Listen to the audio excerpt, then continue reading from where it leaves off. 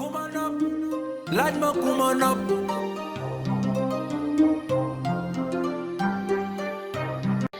la team Coconut, j'espère que vous allez bien. On se retrouve pour une nouvelle vidéo et c'est Larissa bien sûr. On se retrouve pour une vidéo cuisine aujourd'hui. J'avais envie de vous montrer comment je marine mon poulet et lui donner cette saveur qui est vraiment spéciale. Donc je partage ça avec vous. Je vous montre les ingrédients et on part tout de suite pour la vidéo. waaye loo leen nammee woon nii waaye tey nag gis ngeen li ma leen andil marinade seen poulet mariné ko ba mu saf saf. Bon, coucou tout le monde, j'espère que vous allez bien. Aujourd'hui je vous amène la marinade du poulet, comment vous pouvez le mariner, que ça lui donne de ses goûts. Mouah, vous allez vraiment vous régaler. Donc tey damay mariner yàpp bi rek ba mu saf saf ak sama ingrédients yi nga xamante ne war naa leen benn par benn pan la donc léegi damay ñëw commencer ñu dugg ci affaire on va pas damay commencer damay jël ginger bi du gingembre, je vais rajouter ça. Je pare daal di jël sama poobar du poivre là, je vais rajouter du romarin. yi nag xaw ma nuñ koy waxee ci olof de romarin la daal. De l'ail, ma jël laaj voilà.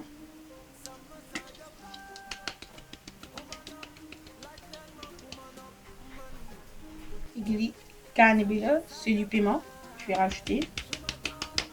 Le poulet, je l'avais déjà préparé, fait des entailles, je sais pas si on appelle ça comme ça. Ginaar gi defaroon naa ko ba pare, daggoon naa ko ba pare et tout pour que cafka bi gën a dugg. J'ai fait des entailles pour que le goût pénètre plus. Donc voilà, j'avais pas expliqué ça, c'est pour ça que je vais rajouter un petit peu de curry. Dama ci dolli tuuti curry rek, tuuti rek toq, pas beaucoup.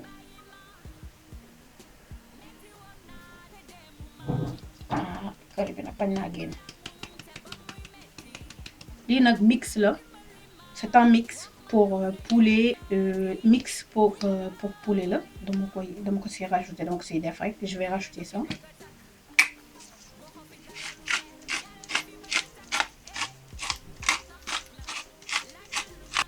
Jël sama knorr, sama jumbo bi. Je vais rajouter du knorr, comment je peux dire ça. C'est comme les cubes là, vous voyez les cubes de magie genre, mais c'est pas la même chose, c'est pas du tout la même chose. Je devais utiliser celle pour le poulet, mais je l'ai fini, donc j'utilise celui-ci pour les verdures et tout. Donc voilà, bu yàpp bi dama ko jeexal, donc bii pour légumes la, donc moom laay utiliser. Damay dolli tuuti curcuma. Je vais rajouter un peu de curcuma, je ne peux pas trop en mettre. Voilà, juste un peu. Je prends du sel, ça c'est du sel, je vais rajouter du sel. Li xorom la, laa ci dolli toq rek.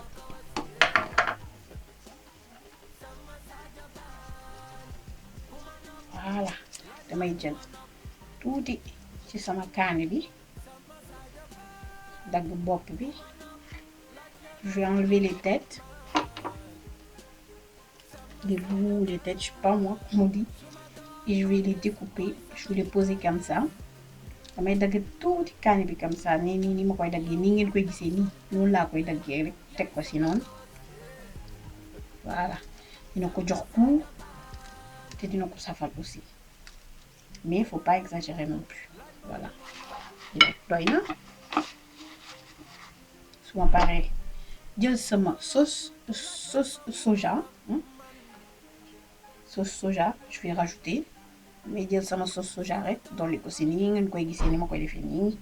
Ok, waaw gis ngeen nii. Su ma paree nag jël sama huile d'olive. Je vais rajouter aussi de l'huile d'olive. Damay dolli tamit huile d'olive.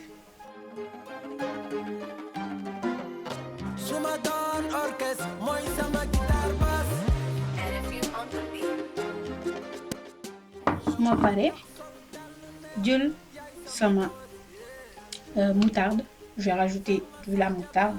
Je vais rajouter moutarde bi moom laay jël rek def ko si nii tuuti bëgguma tam mu bëri waaw kay ay toqal rek muuca muuci gis nga nii rek voilà. Alors les gars, vous savez ce qui m'est arrivé? C'est que la caméra a arrêté de filmer lorsque je rajoutais le citron. Et voilà, bi may rajouté citron bi ci la caméra bi arrêté filmer, donc je suis désolée, mais zeste limon bi ak jus limon bi rek la rajouté. J'ai rajouté juste le zeste du citron et le jus du citron et j'ai mélangé. Après ma mélangé ko ma nuñ ko waxee ma jàmb ko rek pour safaay bi dugg bu baax ginaar gi hein, voilà. Et j'ai mis au four. J'ai recouvert avec du papier aluminium pour que ça fasse un peu d'eau sauce hein, voilà. Dama ci def papier aluminium pour que buy ñor mu defal tuuti ndox tuuti sauce. Donc voilà, ça y est déjà en four. Je vais rajouter ça après pour que les poulets soient beaucoup plus dorés, vous voyez. Donc les salsa barbecue là, c'est de comment on dit, de la sauce barbecue man daa xaw ma nu ñu koy waxee ci français waaye mu ngi nii daal lii sauce barbecue la donc moom laa si def pour que après mu dooreel sama ginaar donc voilà.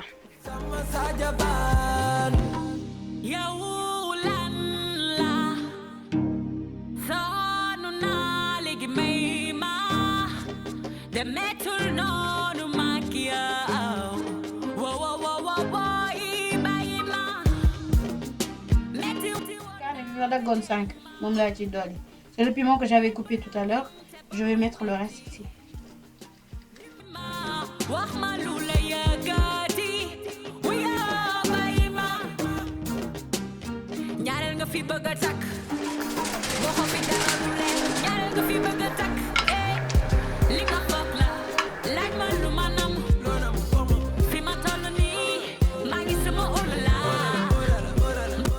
Enlever l'aluminium et je vais le laisser dorer.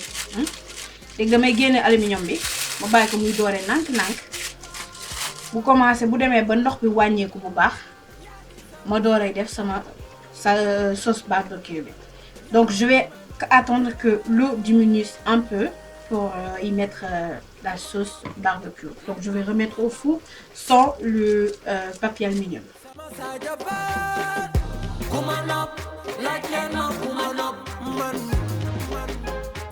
a des oignons avec des différentes couleurs. Hein. On a l'oignon rouge, puis rouge, violet, bon, c'est comme vous voulez. Hein. Là, on a l'oignon vert, puis on a des poivrons, vous voyez, on a du poivron et puis j'avais mis du piment, le voilà. Le piment que j'avais rajouté sur mon poulet tout à l'heure. Donc voilà, la quantité elle est bien personnelle, hein. C'est pas que vous devez faire exactement comme moi j'ai fait. Là il y en a beaucoup, mais tout simplement parce que ça c'est le samedi. Aujourd'hui c'est samedi et voilà, je sais pas quand est-ce que je vais vous la poster, mais aujourd'hui c'est samedi et j'ai toujours du monde à la maison le samedi. Donc voilà, c'est pourquoi c'est beaucoup comme ça. Mais vous pouvez le faire pour 2 personnes, c'est à vous de voir en fait. Voilà, on va dire c'est personnalisé, voilà. Pas on va dire, mais c'est personnalisable. Donc voilà. Alors les mots spaghetti français, moi je vais le dire tout de suite en wolof. Tey samedi la, donc xam ma kañ laa leen di poster vidéo bi, mais tey samedi la, tey samedi damay am toujours ay invités à la maison. Donc moo tax quantité bi ngeen gis nii mu bëri nii, mais bu nekkee yéen par exemple pour ñaari nit kese soxlawul ngeen di def soble bu bëri bii nii yëpp da ngeen koy personnaliser rek ak ça dépend nombre de personnes yi ngeen di recevoir. Ça dépend si le nombre de personnes yi ngeen di recevoir. Il y a pas besoin de mettre beaucoup de trucs pour def gaspillage et tout.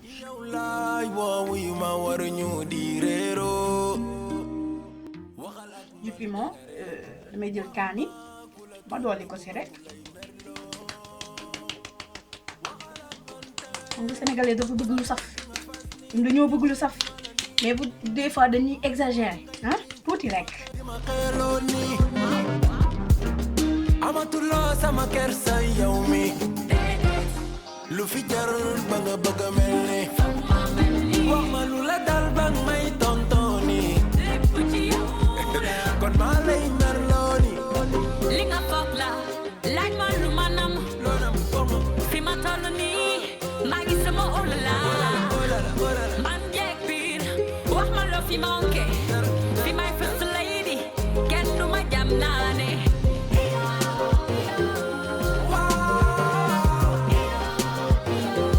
yaa di sama Sadio Paat yaay ki may mottale ku ma nopp laaj ma ku ma nopp sama Sadio Paat ku ma nopp laaj leen ma ku ma nopp man sama Sadio Paat. gisee ni déjà sama ginaar commencé na jël couleur gis ngeen ko ni voilà sama ndox wàññeeku na bu baax gis ngeen trait bi fu mu toll gis ngeen fi mu newoon ak fi jus bi toll léegi donc wàññeeku na bu baax voilà ay tourné sama yàpp daanaka ñor na ba pare donc le poulet est déjà bien cuit, il doit juste dorer. Je le retourne.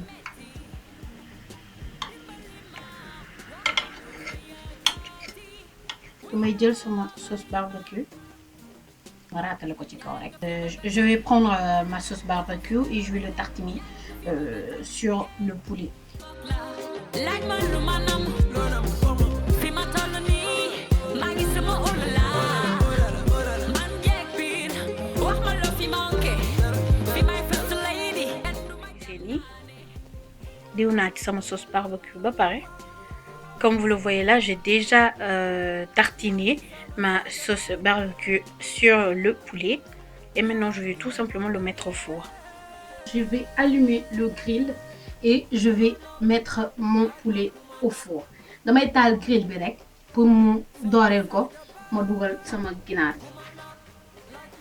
Alors là comme vous voyez, j'ai mis 3 œufs à cuire. Je les ai mis à bouillir. Donc voilà.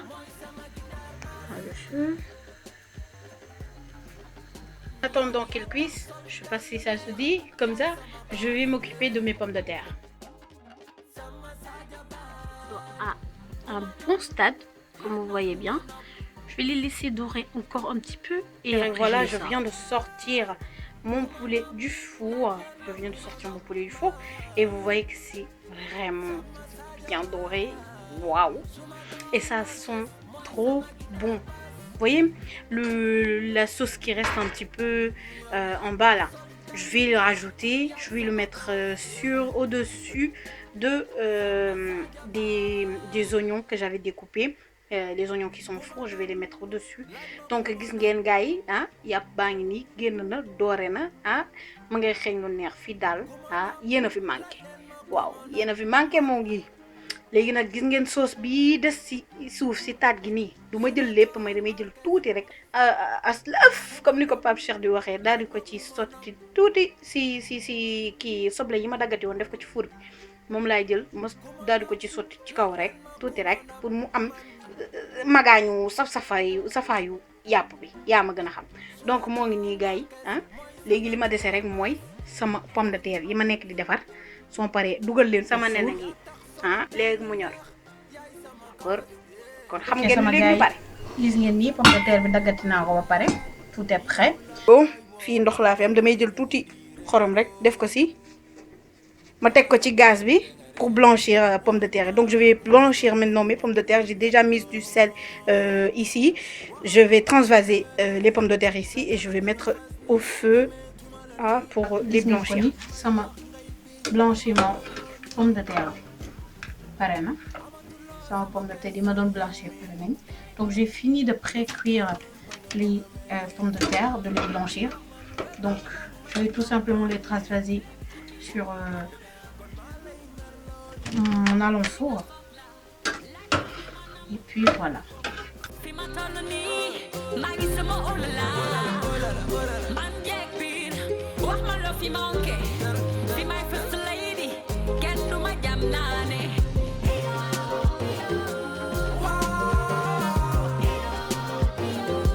yaa di sama Sadio Bane yaay ki may mottale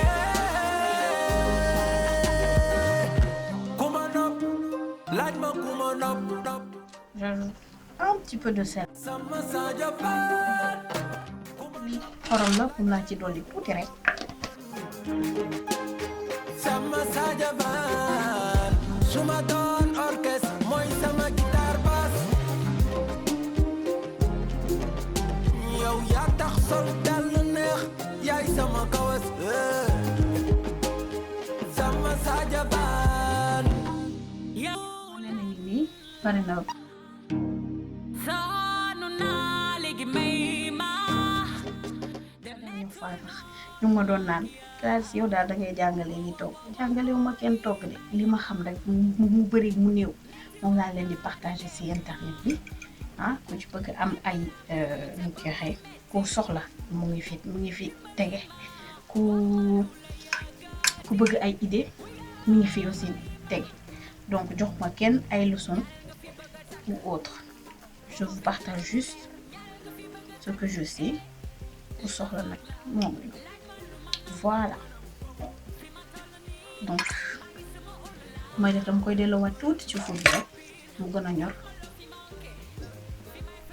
et je voulais vous dire aussi bu nekkee par exemple te ngeen yàkkamti c'est mieux que ngeen teg seen gaz teg seen togg diwlin ngeen toggee foofu seen soble parce que bu ngeen ko dugalee ci four bi ça va prendre day jël plus de temps alors si vous voulez aller plus vite vous mettez un poêle vous mettez de l'huile et vous cuisinez vos oignons sur le gaz ça ira plus rapidement au lieu de le mettre dans le four.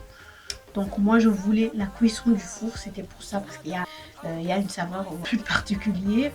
Je pense que vous avez compris ce que je veux dire.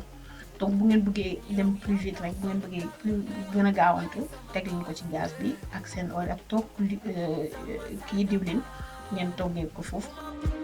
laaj ma ku ma nopp sama Sadio Bane ku ma nopp laaj leen ma ku ma nopp man sama Sadio Bane su ma doon orchestre mooy sama guitare basse yow yaa tax sol dal neex yaay sama kawas sama Sadio Bane ku ma nopp laaj ma ku ma nopp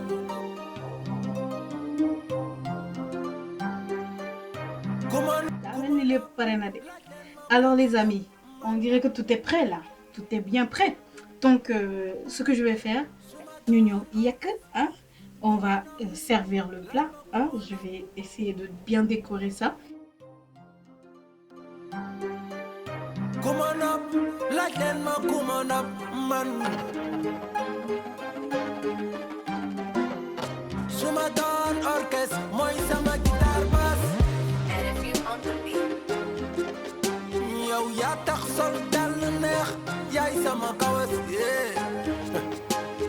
sama Sadio Bane yow laay woowu yu ma war ñu di réeroo waxal ak man te nga ree wax ma ku la tooñ bëgguma ku lay merloo waxal ak man te nga ree sa kanam gi nga fas ni ñameetuma la ni may wax ngay biñ di ma xeeloo ni amatuloo sama kersa yow mi lu jarul ba nga bëgg a mel ni C'est de la tomate. tooni lépp ci yow kon maa lay merloo ni li nga foog la manam loonam komo fi ma toll nii Et voici le plat. J'espère tout simplement qu'il vous plaira cette vidéo. Voilà, j'ai terminé. Je vous dis à la prochaine pour une nouvelle vidéo. J'espère que vidéo bi dina leen neex naa lekk seen wàll. Non, je rigole. J'espère que vous reprendrez la recette et que vous m'en direz des nouvelles. Tout dans le plat, je vous dédie ce plat. N'hésitez pas à commenter, liker, vous abonner, c'est gratuit. Hein? Je vous fais de gros bisous et je vous dis à la prochaine pour une nouvelle vidéo. Mouah.